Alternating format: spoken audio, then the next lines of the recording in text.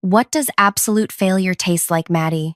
Tonight, you get to find out. Violet raised her champagne glass as everyone in the department laughed. To the most spectacular waste of company resources in our division's history, $2 million down the drain. I stood frozen at the entrance to our break room, still holding my laptop bag. The space had been transformed with balloons and a hand-painted banner that read, Project Disaster Party.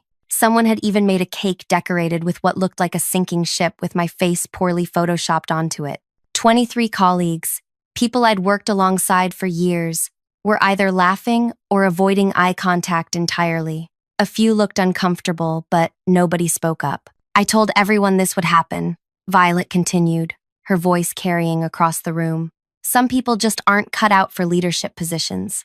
But hey, at least we all get cake out of your incompetence. My throat tightened as I scanned the room. Even Ethan, who had helped me compile the final presentation data, was chuckling along. The betrayal hit harder than the humiliation.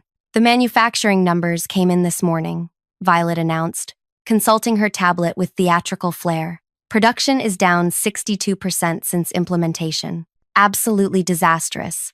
I've already scheduled a meeting with the executive team to discuss how we recover from Maddie's little experiment. The words hung in the air as she approached me, heels clicking against the tile floor. Would you like to say something to the team? She asked, extending a plastic champagne flute toward me. Perhaps some advice on how not to flush millions down the toilet?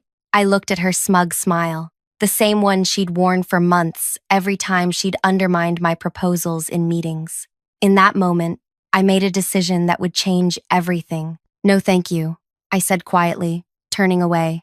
I think I'll pass. Running away? She called after me. That's becoming a pattern. The laughter followed me down the hallway as I walked toward the elevator. My hands trembled, but not from sadness or fear. I checked my watch. Exactly 4:37 p.m. The timing couldn't have been more perfect. Before I continue with what happened next, I want to thank you for listening to my story. Drop a comment letting me know where you're tuning in from. I'd love to know who's sharing this journey with me today. My name is Madeline Carter, Maddie to everyone except my grandmother, who insisted proper names were gifts not to be diminished. I'd been with the company for 7 years, working my way up from production analyst to senior operations manager through consistent performance and innovative cost-saving measures. I wasn't the loudest voice in meetings, but my results always spoke for themselves, until Violet arrived. She took over our division 14 months ago when her mentor retired. Despite having zero manufacturing experience, she walked in wearing designer suits and speaking in consultant buzzwords she'd clearly memorized from business books. Within weeks, she'd replaced 3 department heads with her own people and established herself as someone who demanded absolute loyalty. The manufacturing division had been struggling for years. Our facilities used outdated equipment and processes that wasted materials and worker hours. Each product we made was costing us money instead of generating profit, but nobody seemed willing to address the fundamental issues. I spent months researching solutions, often staying until midnight, analyzing efficiency metrics and studying successful implementations at other companies. The solution required a complete overhaul of our production line, a significant upfront investment, but with potential to triple efficiency within 3 months. When I first proposed the changes, Violet immediately shot them down. We can't risk this kind of disruption, she said during a team meeting. Our shareholders expect stability, not experiments. What she didn't say was that any major success not originating from her would threaten her position. She'd built her reputation on small, safe improvements that looked good in weekly reports but did nothing to address our fundamental problems. For 6 weeks, she blocked my attempts to present to upper management. She assigned me to irrelevant projects in different departments.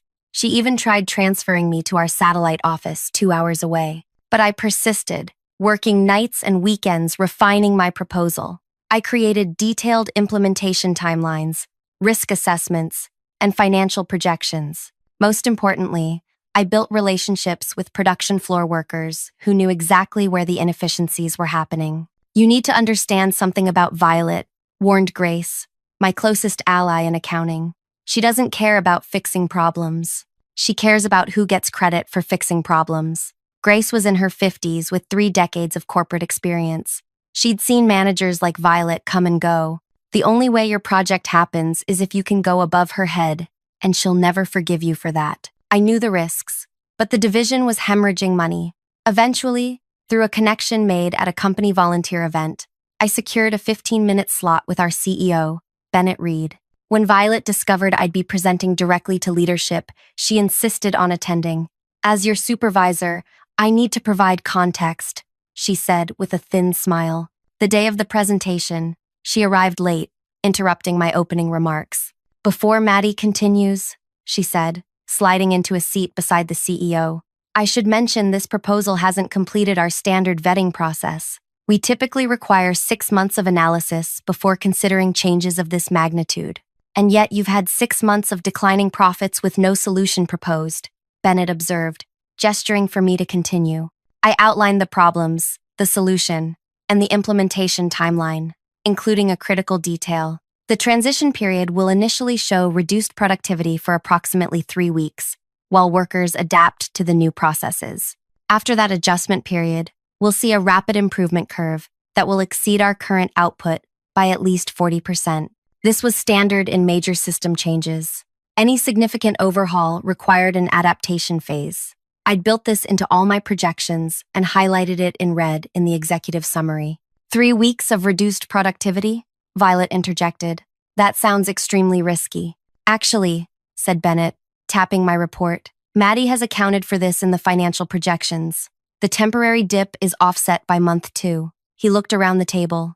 I believe this is exactly the kind of bold thinking we need. Maddie, you have approval. You'll have 6 months to show results. Violet's face remained professional, but I saw her knuckles whiten as she gripped her pen. The implementation began 3 weeks ago. I worked 18-hour days, training production teams and reconfiguring equipment. Problems arose exactly as anticipated. Workers struggled with new procedures, machinery needed adjustments, and output temporarily plummeted. Each day, Violet visited the production floor, clipboard in hand, documenting every issue.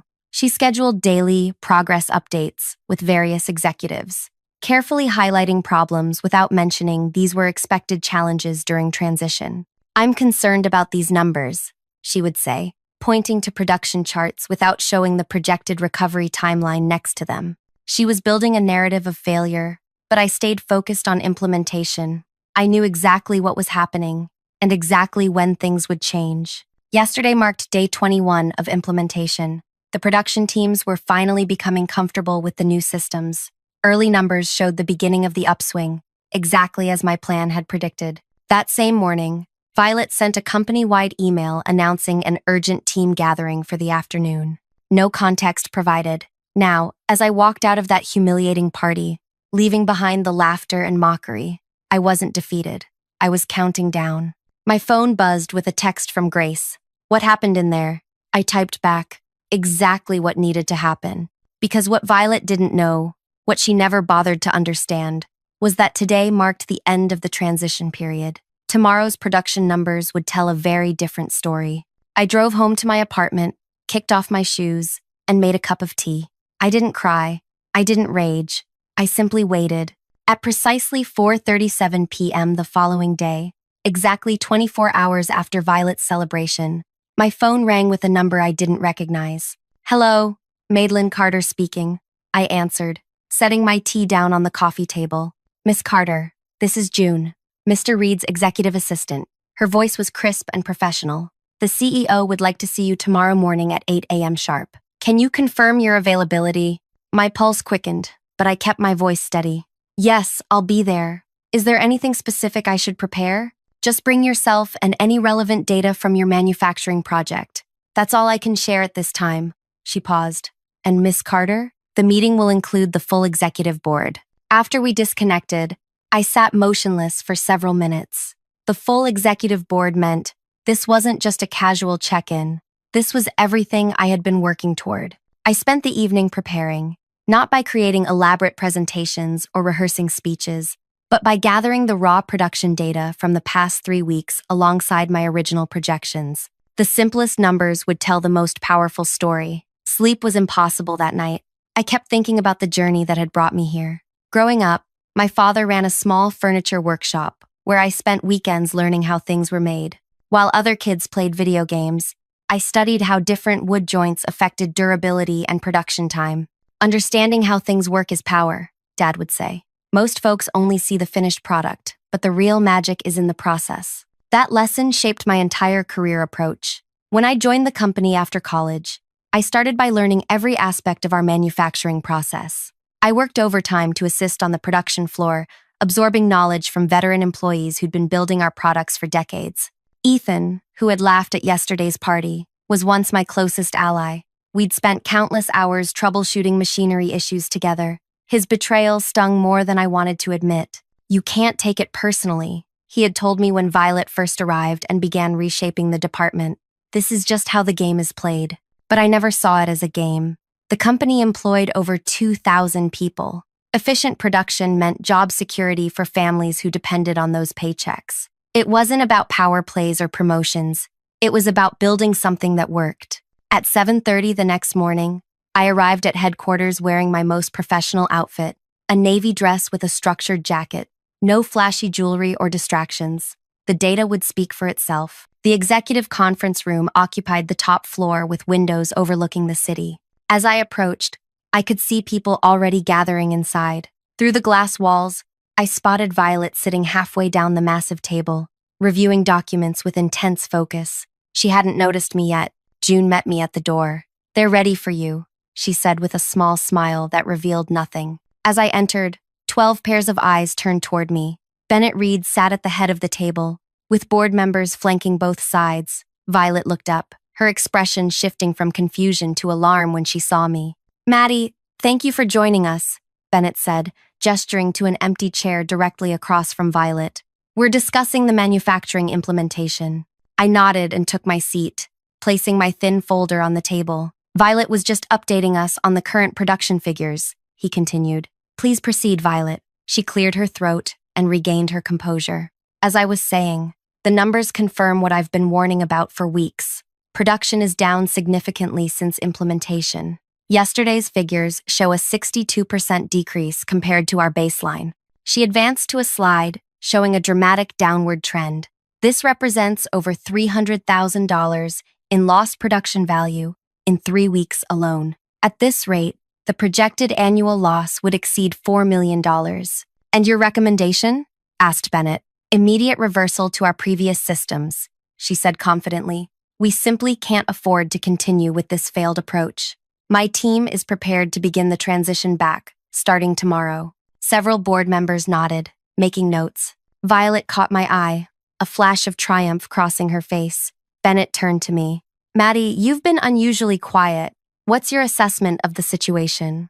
The room fell silent as everyone turned toward me. This was the moment everything hinged on. "Mr. Reed, board members," I began, opening my folder and removing a single sheet of paper. "What Violet has presented is absolutely accurate data from yesterday. Production was indeed down 62%. Violet's smile widened. "However," I continued, sliding my paper toward Bennett, "this chart shows our projected implementation timeline from the original proposal you approved. If you look at the highlighted section, you'll see that a 60 to 65% production decrease was anticipated during the 3-week adaptation phase."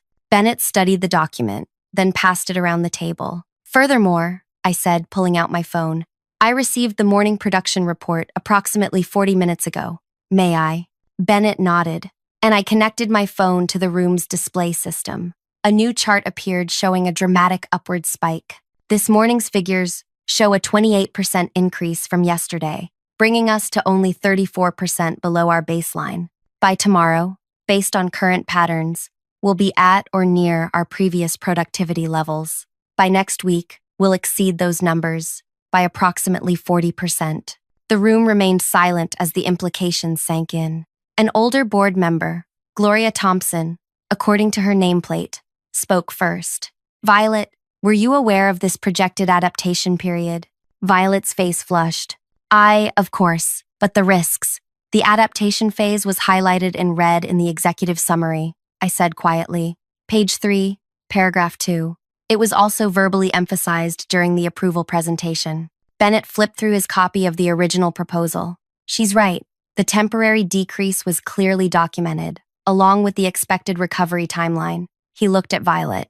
Yet, yesterday you held a department celebration mocking Maddie for what you called a spectacular failure, when the project is actually performing exactly as she predicted. The room's atmosphere shifted noticeably. Several board members exchanged glances. "I believe I'm missing some context," said Gloria, arching an eyebrow. Bennett briefly explained yesterday's event while Violet stared at the table, lips pressed into a thin line. "That seems extraordinarily unprofessional," Gloria remarked. "Let's focus on the project itself," I suggested, not wanting to appear vindictive. "The manufacturing data shows we're entering the acceleration phase right on schedule. By the end of next week, we'll be producing at levels that will save the company approximately $5 million annually compared to our previous methods." For the next hour, we reviewed detailed metrics from each production area. The board asked pointed questions about implementation challenges, team adaptation, and sustainability of the new methods. With each answer, I could feel the mood in the room shifting more in my favor. Violet attempted to interject several times with concerns about hidden costs and pending issues, but each point was refuted by the actual data. Her interruptions grew less frequent as the meeting progressed. "I believe we've seen enough," Bennett finally said, closing his folder. "Maddie, you've delivered exactly what you promised. The board will need to discuss some additional matters privately, but first, I'd like to address the events of yesterday." He turned to Violet. "Organizing a celebration of a colleague's perceived failure demonstrates concerning judgment, especially when that failure was a documented phase in an approved plan. This raises serious questions about your leadership approach." Violet straightened. "With respect, sir, maintaining team morale during difficult transitions falls under my discretion as department head. The gathering was intended as stress relief during a challenging period.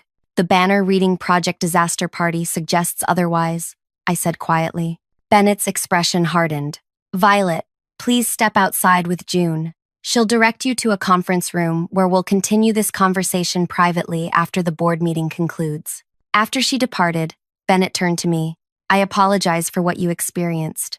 That's not how we conduct ourselves at this company." "Thank you," I said simply. "Now, regarding the manufacturing division," he continued, "the early results are promising enough that the board would like to discuss expansion possibilities. Would you be prepared to give us your thoughts on scaling this implementation to our other production facilities?" For the next 30 minutes, I outlined how the methods could be adapted across different product lines. When the discussion concluded, Bennett asked me to wait in his office until the board finished their private session. As I sat in the CEO's office overlooking the city, I thought about Violet waiting somewhere in the building, perhaps preparing her defense or planning her next move. Despite everything, I felt no satisfaction in her predicament. The project's success was what mattered, that and the validation of months of work. June appeared at the doorway. "Mr. Reed would like to see you in the small conference room." She led me to a room where Bennett waited alone. "Please sit down," he said, gesturing to a chair. "The board has made some decisions I'd like to discuss with you." His expression revealed nothing as he pushed a document across the table. "This is a reorganization proposal for the manufacturing division," he explained. "We'd like your input before finalizing it." I scanned the document, my breath catching as I read the proposed new leadership structure. "This would place me as Director of Manufacturing Operations," I said, looking up at him.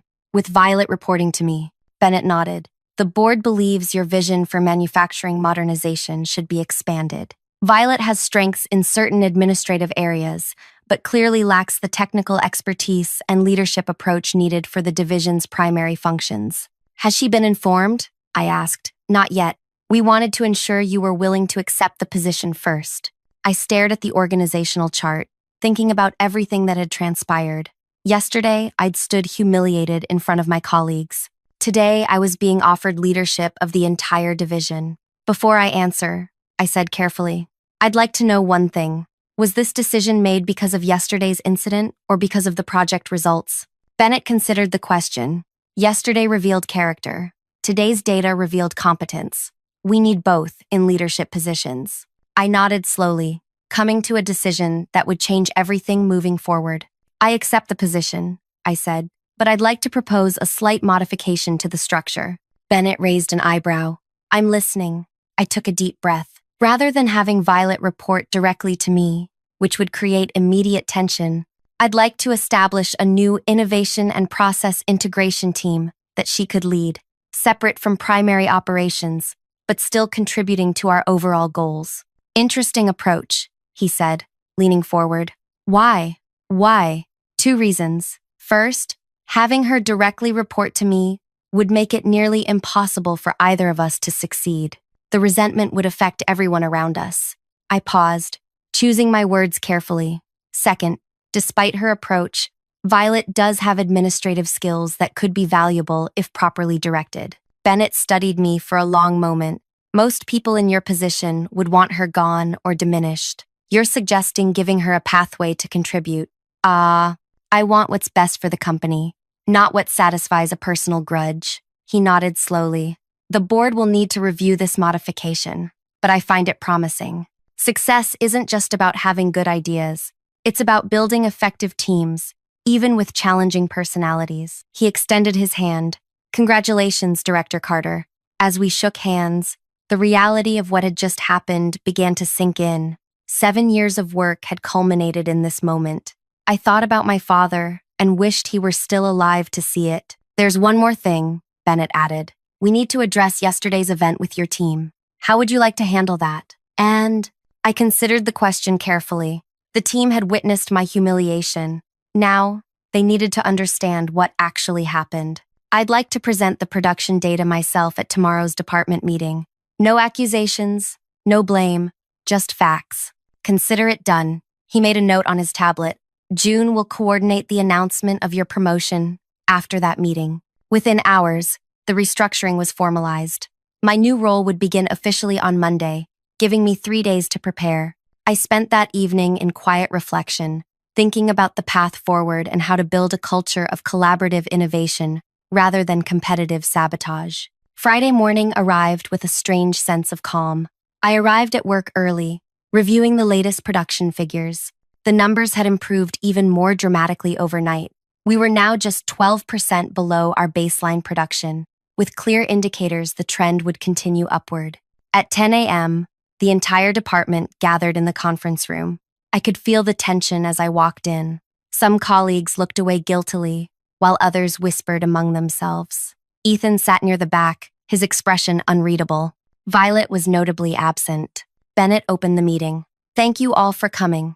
I've asked Maddie to present the current status of the manufacturing implementation. I connected my tablet to the display and showed a simple graph with 3 lines: the projected adaptation curve from my original proposal, the actual production data from the past 3 weeks, and the anticipated future trajectory.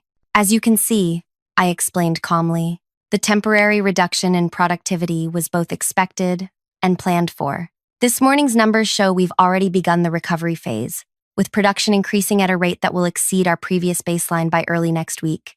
The room remained silent as people processed what they were seeing. In other words, Bennett added, the project is succeeding exactly as Maddie predicted it would.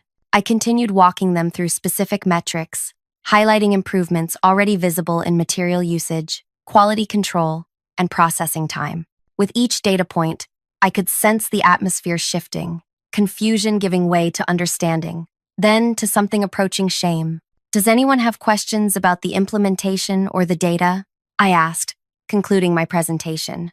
After a brief silence, Ethan raised his hand. How long have you known the production would recover today? Since I designed the implementation plan 6 months ago, I answered simply. The 3-week adaptation period was always part of the projection. His face flushed as the implication became clear. Yesterday's celebration had been premature at best, deliberately misleading at worst. Bennett took over. In light of these developments and Maddie's exceptional leadership, I'm announcing some organizational changes effective Monday. He outlined the new structure with me as Director of Operations and the creation of Violet's new team. Stunned expressions greeted the announcement. Several people turned to congratulate me, their sincerity mixed with visible discomfort about their previous behavior. As the meeting dispersed, Ethan approached me hesitantly. Maddie, I don't know what to say. I should have. We can discuss it later, I interrupted, not ready for that conversation. Right now, I need to prepare for the transition. The weekend passed in a blur of planning and preparation. By Monday morning, My confidence had solidified into clarity about the path forward. I arrived early to set up my new office, not Violet's former corner space, but a centrally located room with glass walls that kept me visibly accessible to the team. At 9 a.m., I convened my first leadership meeting. Department heads filed in, including Violet, who arrived precisely on time, her expression guarded but professional. "Thank you all for being here," I began. "Today marks a new chapter for our division. Before we discuss specific objectives, I want to establish the foundation for how we'll work together." I outlined my vision for collaborative problem-solving and transparent communication, emphasizing that expertise and results would drive decisions, not politics or personalities. "Each of you brings valuable skills to the table," I continued, meeting each person's eyes, including Violet's. "Our success depends on leveraging those strengths effectively." For the next hour, we discussed immediate priorities and assigned key responsibilities. When I announced Violet would lead a comprehensive review of administrative systems to complement our operational improvements, her surprise was visible. "You want me to lead that initiative?" she asked, the first words she'd spoken during the meeting. "You have the strongest background in administrative processes," I said, matter-of-factly. "The role suits your experience." As the meeting concluded, I asked Violet to stay behind. When we were alone, the tension between us was palpable. "Why did you do this?" she asked finally. "You could have had me removed completely." "That wouldn't serve the company's interests," I replied. "Despite our differences, you have skills that can contribute to our success." She studied me, searching for hidden motives. "I don't understand you." "I'm not asking you to understand me," I said quietly. "I'm asking you to respect the work we're here to do. And if I can't accept this arrangement, that's your choice to make. But before you decide, I'd suggest looking at what this restructuring actually offers you, an opportunity to build something successful rather than tear down others' work." She left without another word, and I wondered if she would return the next day. She did. The weeks that followed transformed the division. Production continued its upward trajectory, exceeding my projections by the second month. The atmosphere shifted as people realized their ideas would be evaluated on merit rather than politics. Violet remained distant but professional, gradually building her new team and implementing several administrative improvements that genuinely enhanced our efficiency. We maintained a careful working relationship, never friendly, but increasingly respectful. 3 months after the restructuring, Bennett invited me to present our results to the full board. The numbers told an impressive story: production up 62%, costs down 47%, quality metrics improved across all categories. "The transformation has exceeded even our optimistic projections," I concluded. "At current rates, we'll recoup the initial investment 2 months ahead of schedule, with annual savings approaching $7 million. Gloria Thompson spoke up. "These results are remarkable, but I'm equally impressed by how you've handled the personnel challenges. Creating a role that channels Violet's abilities productively rather than pushing her out demonstrates exceptional leadership judgment." After the presentation, Bennett walked me to the elevator. "The board has approved expanding your methodology to our other manufacturing sites. They're also discussing broader leadership opportunities for you within the company." I nodded, taking in the news. "Thank you for taking a chance on my proposal when it wasn't the safe option." "Leadership isn't about safe options," he replied. "It's about recognizing potential in projects and in people." 6 months to the day after Violet's celebration of my failure, I found myself working late, reviewing implementation plans for our Western facility. A knock at my door interrupted my concentration. Violet stood in the doorway, a folder in hand. "The administrative efficiency report you requested," she said, placing it on my desk. I expected her to leave immediately as usual, but instead, she hesitated. "The quarterly review meeting is tomorrow." "Yes," I confirmed, uncertain where this was heading. "My team has shown measurable improvements in 3 key areas," she said carefully. "I assume that will be reflected in the assessment." "Results speak for themselves," I replied. "Your team's work has been solid." She nodded, then added unexpectedly, "The Western Facility Implementation Plan. There's an issue with the training schedule you might want to address." I raised an eyebrow, and she explained a legitimate timing conflict I had overlooked. It was the first time she had volunteered assistance beyond her direct responsibilities. "Thank you," I said simply. "I'll make that adjustment." As she turned to leave, I realized something had fundamentally changed. My revenge wasn't having her report to me or watching her struggle with a diminished role. It wasn't public humiliation or professional exile. My revenge was building something so undeniably successful that she had no choice but to become part of it or be left behind. In choosing to include rather than exclude her, I had created the one scenario she couldn't effectively fight against, a system where genuine contribution was the only path to recognition. She had spent years mastering office politics and undermining perceived threats. I had rendered those skills obsolete by creating an environment where only real results mattered. The greatest revenge wasn't destruction but transformation, not just of our manufacturing processes, but of our entire workplace culture. Violet would never be my friend or supporter, but she had become something more valuable, a productive contributor to our shared success. As I watched her walk away, I realized I felt no satisfaction in her diminishment, only appreciation for what we were collectively building. The party celebrating my failure had become the catalyst for the greatest success of my career. Sometimes the most effective response to humiliation isn't retaliation but excellence.